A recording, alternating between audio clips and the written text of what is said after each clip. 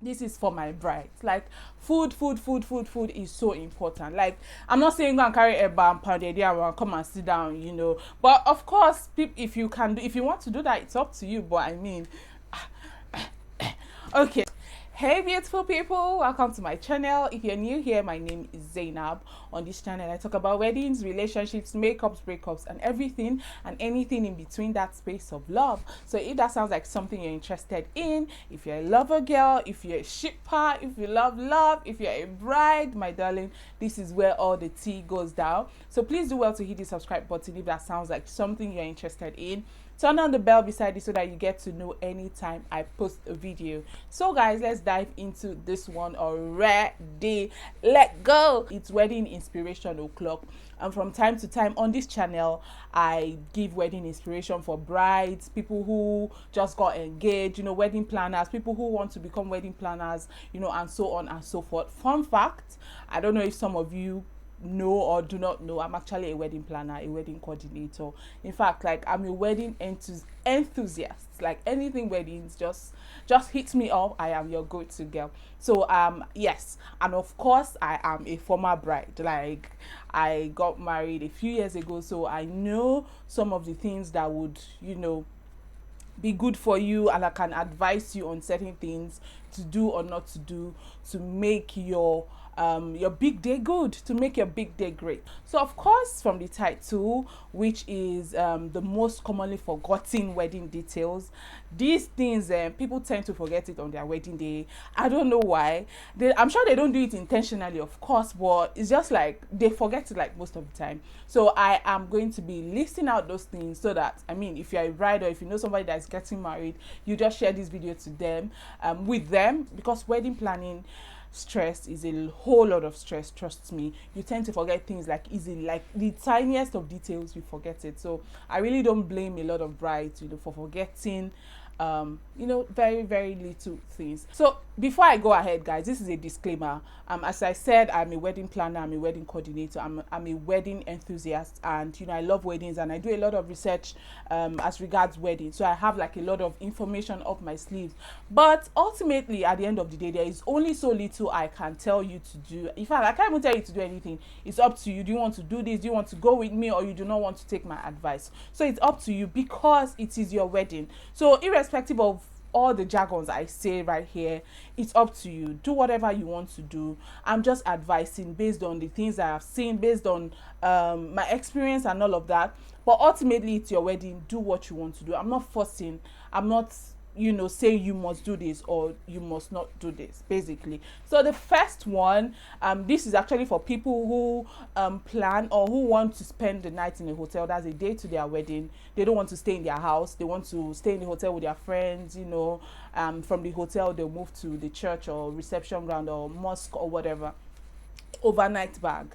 Like, overnight bag is so important. This bag helped my life because I also stayed in a hotel like a day to my wedding. I didn't go to the mosque ground from my house. I went from the hotel. Like, overnight bag is so important. Like, this is where you put your, maybe your, because some hotels, they don't have like some things that you would need, like some of your personal things. Like hotels, I don't think any hotel has the tour. I mean, I am kind of like a neat freak when it comes to like toilets. Basically, like toilets, I do not like to use like public toilets, only if you be say water don't pass Gary. But ordinarily, I don't like to use toilets, so I'm very conscious of that. So when I was packing my overnight bag for my wedding, I made sure I put Dettol. I made sure I put like bathing soap. I made sure I put sponge. I didn't forget anything, because I mean, hotel soaps. Who wants to use hotel soaps?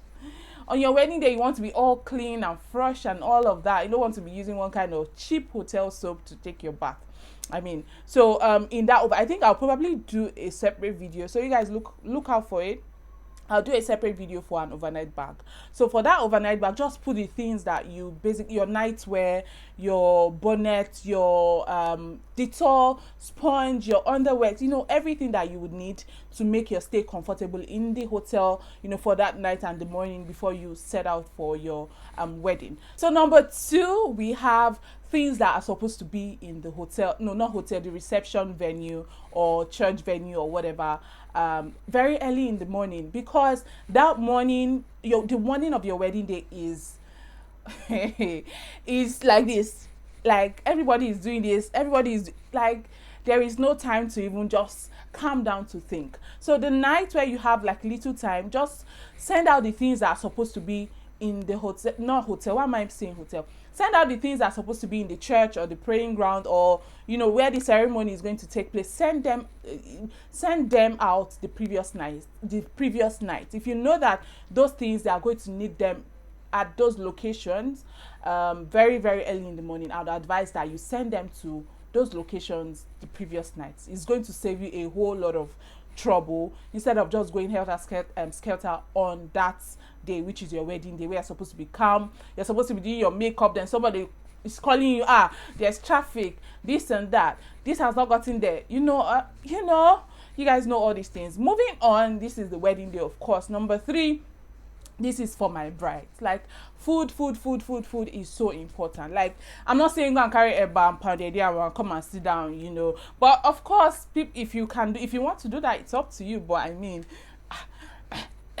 okay, so what I mean basically is just have something in your stomach to just stop the grumbling. Not that when you're saying your vows with your husband, or you want to kiss your husband, your stomach is grumbling and all of that. Just have something to eat. If it's snacks, have something to eat, with water. Stay hydrated as well. But of course, do not drink too much water, so that if you wear your very, very nice fitted wedding dress, you're not, I want to piss, I want to pee. You are not pressed. Just drink like moderate water. Stay hydrated. Take food that would hold your stomach throughout the day or till the reception time, I guess. So number 4 is flats. Oh my God. Flats saved my life on my wedding day. Like, it is a lifesaver for any bride. Like, I actually took heels for my reception that we used to dance. But when I got back from the mosque, and my reception dress is long, even if it's not long, I mean, like, except if you can really, really dance in heels. But if you can't really, really dance, even if you can dance in heels, like, it's better to be comfortable. So take flats. Like, flats will save your life on your wedding day. It will help you be able to move well. You will not be cranky. You will not be tired. Your legs will not be swollen. Even after the wedding, your legs would still be in good shape. Take flats. It will save your life. Best tip ever. Take flats. Please, brides, even bridesmaids, please take flats. It's going to save your life, honestly. Take it from me. Moving on, number 5, we have cash, or some sort of ID. I would advise that you have some cash with you. I'm not saying have 1 million naira, but just have maybe like 20,000 or 30,000, because you don't know when you would need the money. You don't know if you would need the money to buy some food or something. Something can just happen and they need cash, or something can even happen at your wedding and you don't want to go around asking people for cash. It's like, hello, what's happening here? So just have some sort of cash with you, some sort of ID, to just take care of some little things that may come up on your wedding day. So the next one, guys, is rings and vows. This is number 6, I guess. So please, guys, do not forget your rings. Do not forget your vows, please. If you know your vow is actually handwritten, you wrote it down on paper or on your phone or whatnot, please do not forget them. Maybe give somebody, maybe your sister or your cousin or your brother, to just be in charge of that. Do not forget. You can even give them the night to your wedding so that you do not forget. And even on that wedding day, please remind them. Maybe set a reminder or something and name it rings and vows, so that you do not forget your rings and vows on your wedding day, please. Moving on, which is number 7, if I'm not mistaken, transportation. People tend to forget this. Transportation, I mean, of course, transportation to your location is sorted. Like, okay, you know who is taking you to the church or to the reception or whatnot. But most people tend to forget transportation that is going to take them to the hotel or take them to their house, take them to wherever they want to. Even transportation for your gift items that are at your wedding that people are going to give you. Some people don't make provisions for that, because I mean, like, people are going to give you gifts, maybe one, maybe two, maybe three, maybe four. People are definitely going to give you gifts, and where are you going to put them? You need to sort out a space, or sort out transportation for those gift items. Even if you don't sort out transportation, sort out a place where those gifts are going to go to. In fact, generally, I'd advise just sort out accommodation, transportation. Who is taking me to my hotel? Which car am I using? Because of course you need to leave the hotel, the wedding reception or the wedding venue. You can't sleep there now. You cannot. So moving on, we have reserved seats. This is not really a forgotten detail, because some wedding planners actually take this really into consideration, because they don't want to come and be hearing grammar, because all these VVIPs will now come, oh, where's my seat? Oh, I don't have a seat, and all of, and you don't want to be looking like one incompetent wedding planner.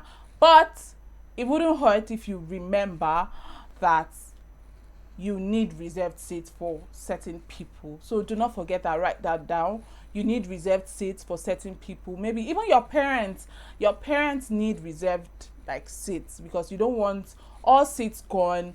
There's no place to sit. Your parents are standing, or your parents they have to move some people away from a certain place because your parents want to, or because your parents need to sit down. So basically, reserved seats for whoever, your church, your pastor, your cousins, your family. Just make sure you have some reserved seats available at your wedding. The next one is gifts for your bridal party, and this is not compulsory actually, but if you actually want to do this, make sure that you do not forget it. I mean, you know, gifts, even if it's not for your bridal party, just for your parents, for your mother, for your father, for even for your spouse, like for your partner. Don't forget the gift that you want to give them, or that you hope to give them on your wedding day, because I mean, some of them actually do deserve it. Moving on, we have vendors' food. This of course needs to have been, you know, sorted out before the wedding, but some people tend to actually forget it.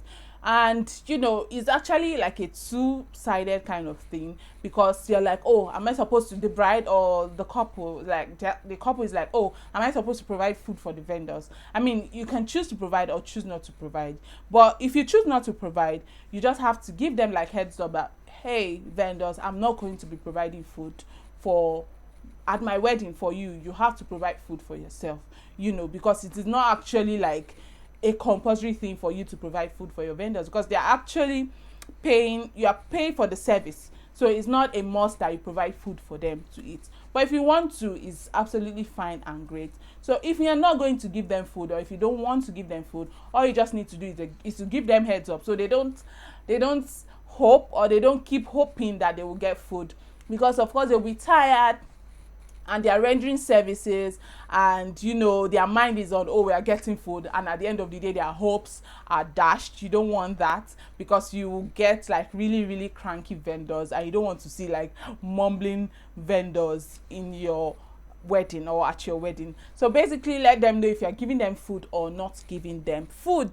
The next one, guys, is music selection. This one was so dear to me at my wedding, because I mean, at my wedding I planned I was going to scatter the place with dance. So music selection, I did it like it was already in my head, like, which song am I playing, which song am I dancing to, which songs are they even going to be playing at my wedding. It's as good as that. You can choose some of the songs that you want to hear at your wedding, some of the songs that give you vibes. So do not forget that.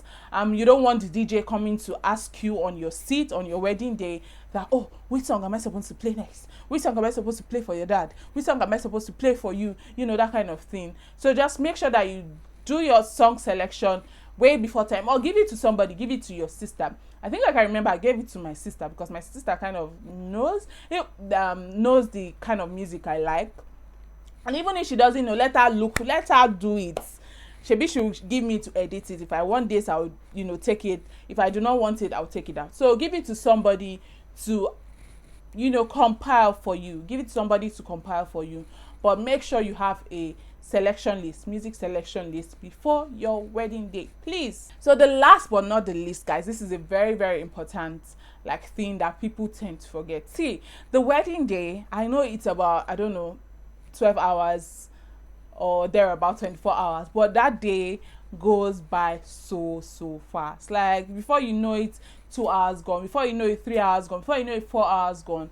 So just try to relax, try to make use of every hour, try to make use of every opportunity, try to make use of every minute, make it count, like, because you're never going to see that day again. Like, you're not going to see it. You're getting married on that day, so make use of that day to the fullest. Have fun, relax, gist, love, share very memorable moments with your partner, whisper, gossip, just do things that you would really love to remember after the wedding day is gone. Because trust me, that day goes by like it goes by really fast. So you need to make use of that day to the fullest. Have fun, dance, enjoy your day. Basically enjoy it to the fullest, I beg. So anyways, beautiful people, this is where I'm going to be stopping this video for today. If you liked it, please give me a very big thumbs up. If you haven't subscribed to my channel, please hit the subscribe button to become a part of my channel. Share your wedding experience down in the comment section. What did you forget? What did you not forget? What did you almost forget? Let me know what you think in the comment section below. I'll see you guys in my next one. Bye.